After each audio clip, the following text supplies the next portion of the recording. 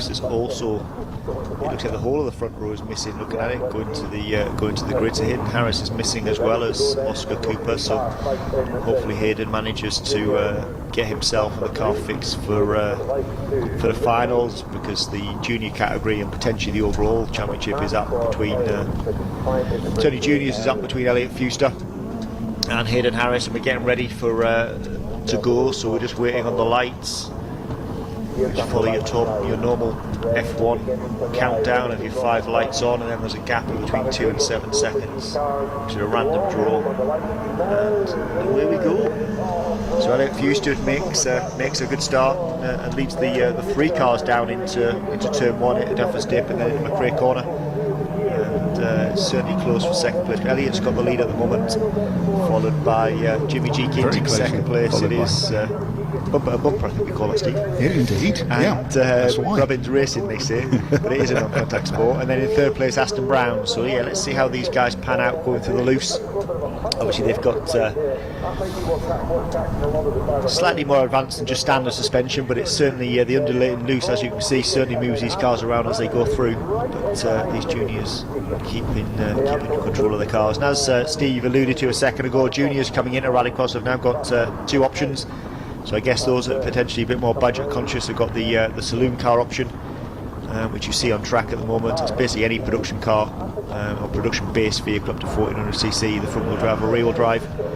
And then we saw the senior cross cars previously, but there is now an option for the junior cross cars to also be used, and there's been testing going on recently down at Pembrey, and we think we've potentially got 2 drivers that should be out in those junior cars at the 5 Nations round at Linden Hill in early November, and hopefully we can get a decent grid of those cars for next season. So yeah, it's starting to spread out a little bit in the junior cars and the junior race in front of us at the moment. Elliot's still got the lead, followed by Jimmy Jenkins in second place in the only non-Swift we've got here this weekend. It's the Nissan Micro K12, and then in third place it's Oscar Brown. Aston Brown, in third place as they come through. So yeah, it'd be interesting to see if Hayden manages to get himself out for the final. Hopefully he does, and hopefully we can have a good scrap between Hayden Harris and Elliot Fewster for the junior title, and then depending also on how some of the other categories pan out in their A finals, there is still a shout of the juniors potentially picking up the overall title as well. So we'll have to see how things pan out when we get to the juniors. So this makes a change. Seeing the juniors this morning racing in the first two rounds of heats. They've usually all been swarming together, and it's actually still got more strung out than we're used to seeing, but it does give us opportunity to concentrate on some of the car control or car hanging onto that we see on this loose stuff, and seeing the effect that the jumps and bumps have, throwing the car, the suspension, the steering, and indeed the drivers around an awful lot. And I know from what we've seen in the past that those truck tyres on the outside take no prisoners. So another lap down, another lap close to finishing is Elliot Fewster, followed by Jimmy Jenkins, Aston Brown still in third. Yeah, as they're starting the last lap now, so yeah, Elliot's got on his way to continuing to lead this race with Jimmy Jenkins in a comfortable second place, and then Aston Brown and Swift in third place. So yeah, Aston Brown's debut season, first ever time at Knockhill for Aston, although Elliot and Jimmy have both been here before, so they've got a bit of experience on this circuit. But yeah, the loose section certainly throwing them around, and it's good to see the skills of the juniors and the junior cars coping well across the bumps. This area here, the transition between the loose to the tarmac seems to have changed since we were here before 12 months ago. There's a little bit more of a kink being involved with the tyres, but there we are. There's a win for Elliot. Picking up second place is Jimmy, and Aston has got a bit closer on that last lap. And was that Jimmy slowing a little bit, or possibly? It did look like he slowed up, or potentially had an incident in the final turn. But it was good to see Aston closing the gap as they went across the line. And we shall see them all, and hopefully Hayden Harris as well, in the final for the juniors later this afternoon. So keep tuned. Indeed, yeah, keep tuned for their rear final, which will come later on today, which will come down for a straight fight between Hayden Harris and Elliot Fewster. I think Jimmy Jenkins is currently third in the championship. Mathematically can still win, but I think he would need an incident with the first two in front for that to happen.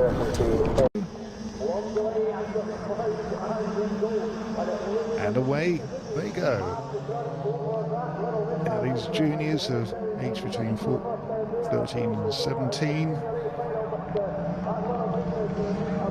We've had some very close racing here so far in this this particular classification. Elliot Fewster in the white car is currently leading the championship, and it's unusual to see him not leading, but sure enough he is stuck in second at the moment.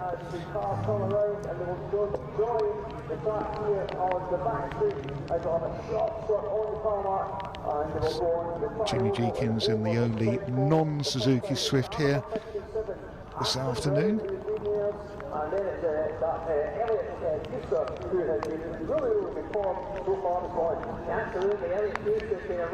So it's Aston Brown leading in the black Suzuki Swift, with the white Suzuki Swift of Elliot Fewster second and Jimmy Jenkins in third. I was trying to apply a little bit of pressure on Aston in front of him. And coming down to this awkward turn two, where there's been some drama involving a couple of the other runners in the juniors this morning, resulting in some retirements, unfortunately. So we are left with but 3 runners for this final.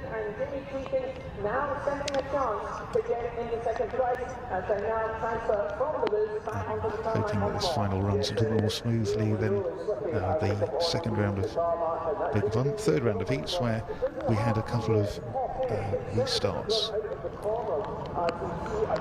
And still, almost as one car, Aston Brown with Elliot Fewster coming up on the inside, and I think he's got the legs on Aston. Yes, a successful swap of leads. Jimmy Jenkins now paying careful attention to Aston Brown's back bumper. How things can change rapidly in Rallycross as they bounce across probably the only real proper mud that we have in Rallycross currently.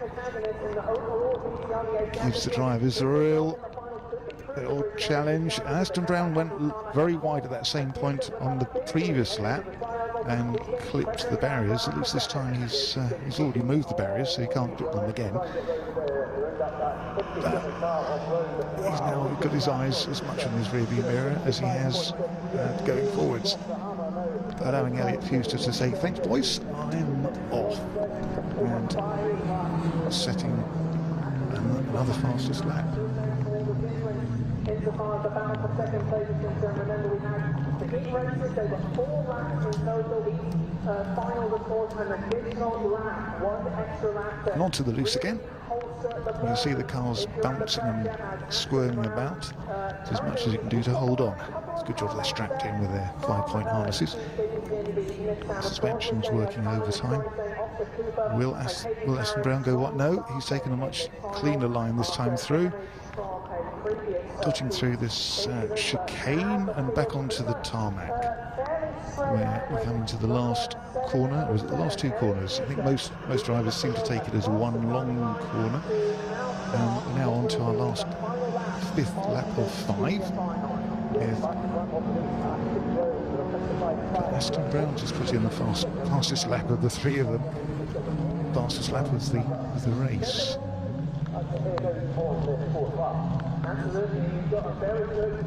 So Elliot Fewster's done rather well for himself this year. He's put a number of very strong performances in, having had a lot of competition working against him. So this is pretty much as good as it gets for Elliot. This time, hello. Jimmy Jenkins showing that you can throw the back of a front-wheel drive car out if you try hard enough. He's 16, Jimmy Jenkins, not old enough to drive on the road, but very competent on the racetrack. So a good win for Elliot Fewster. Second is Aston Brown, third Jimmy Jenkins, which by my reckoning means that Elliot should have won the junior championship. And of course, a potential graduating to the super final, which we will have later on this afternoon. So there'll be much happiness in the Fewster garage, or gazebo, to be more accurately described, as Elliot trundles slowly back to the paddock. We shall prepare ourselves for our next final.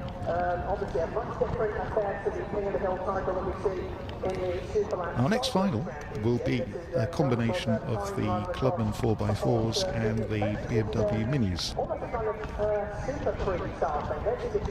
They are there waiting in the paddock. If you look at the green truck on the left-hand side, you can see the yellow Escort Cosworth of Derek Job moving, and the white Nissan Pulsar of Graham Reed driving out onto the track, ready to take their positions on the grid for the next final. And then our finished finalists for the junior.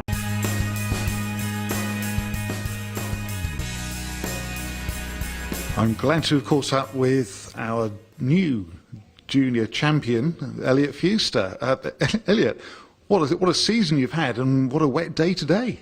Yeah, it's been a really, really good season. After rolling and winning every single round after that of a brand new build car, I think we've come really fast and got a lot of got a lot more confident with the car, and yeah, I think it's just been a really good day. I was struggling a little bit this morning with the pace, and I found after the first heat, after a small spin, ended up still getting P2 in that race. Won every single race after that and winning the final and the championship. So I think that's called an emphatic win. But the change round seemed to have been at Pembury with the roll, and then the reshelling of all the mechanicals, and you've just not looked back from there. Yeah, really big thanks to my team, Sportec, Wayne and Ashley. We built the car in less than a month, rebuilt it in less than a month, ready for the next round after, which I think was Blyton. But yeah, it's just flown by and just trying to drive as hard as possible. But very cleanly all the same. Yeah. Minimal contact is the way I like to drive. Yeah. So. Yeah. It's good to hear, and it's meant to be a non-contact sport, but rubbing is racing, we know that. But thinking of racing, what's the plan from here on? I'm not sure about next year. We'll either be doing cross-car production or going back into circuit racing, I think. But it's all under budget, of course. Mm. Yeah, of course you can't do anything without a budget. You've already given your team a shout out, because these things don't happen on your own. But what I would like to say, my very hearty congratulations to a very good win, great performances all through the year. Well done. Thank you very much. The 2025 season for the BTRDA Clubman's Rallycross Championship. We'd like to thank all of the competitors and their teams who've been able to entertain us with wonderful motorsports, very fair, very close racing, and for everyone at the BTRDA for organising us all, and for the marshals out there in the sunshine.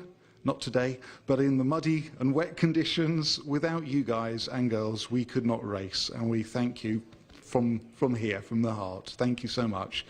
We'd like to congratulate all of the winners for the various championships, and at the top of that list has got to be Alex Fletcher. Amazing performance all through the year to snaffled his second overall BTRDA championship in Rallycross. Great effort, and we look forward to joining our little exploration through the 2026 Rallycross season next year. Please do join us then. Thank you.